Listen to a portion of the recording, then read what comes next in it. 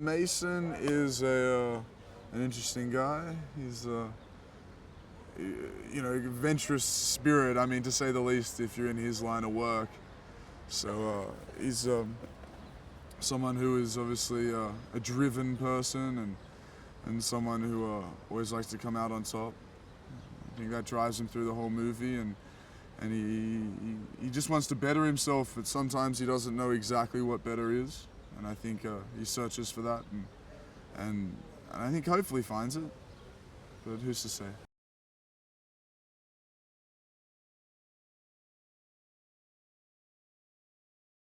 My kind of backstory for Mason, I like the idea that he was always striving for an older father figure in Devereaux, and I think also you see that in his interactions with Hanley and Weinstein at times, be it adoration or be it a want to kind of rebel or show his worth to them. I think from what I kind of worked out with Mason was that he was maybe an orphan at a young age, and that gave him the ability to be able to drop things and not be attached to anything, and you mustn't have any real grabs. I mean, he still struggles with it. He's still human in the end. He's not a Manchurian candidate at all, and I think what the film does delve into is the idea of taking orders, but also making decisions and adapting and choosing one's own path at a point.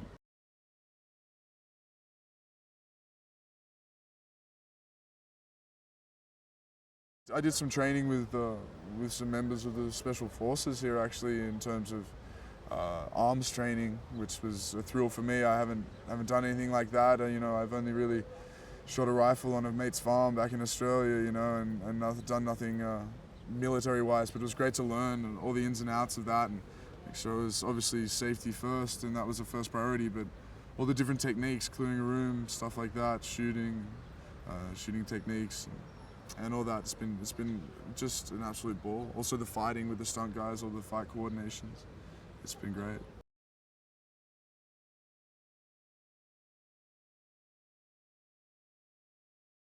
Devereaux, Pierce's character, is this kind of seasoned, the baddest of the bad kind of guy, and I'm this kind of young upstart that he takes on as in this mentoring kind of role for me, and preaches all the things that he thinks is essential to make it as an agent.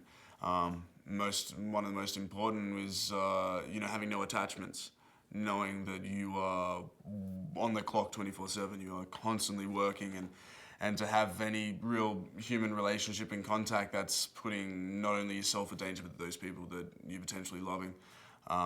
So yeah, it's a real interesting story between duty and want and purpose and need.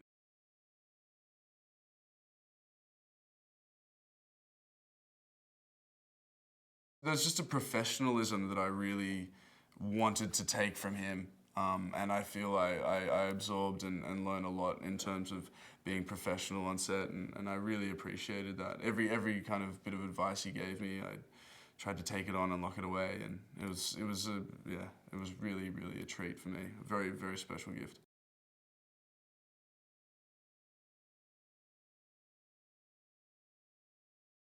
I couldn't put down the script when I first read it.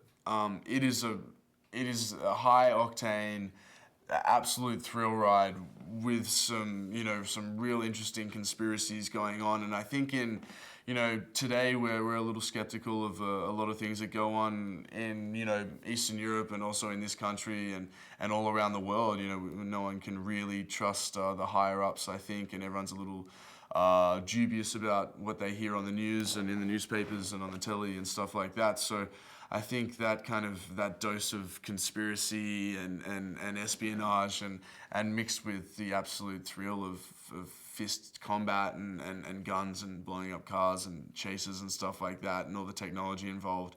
I think it's a real fun, great movie, a great hark back to those awesome action movies of the 90s where you went and there were consequences and there's high stakes and it's kind of full throttle the whole way, and I think people are going to really enjoy it for that. I really enjoyed it for that. For me, the story was thoroughly engrossing. I loved it.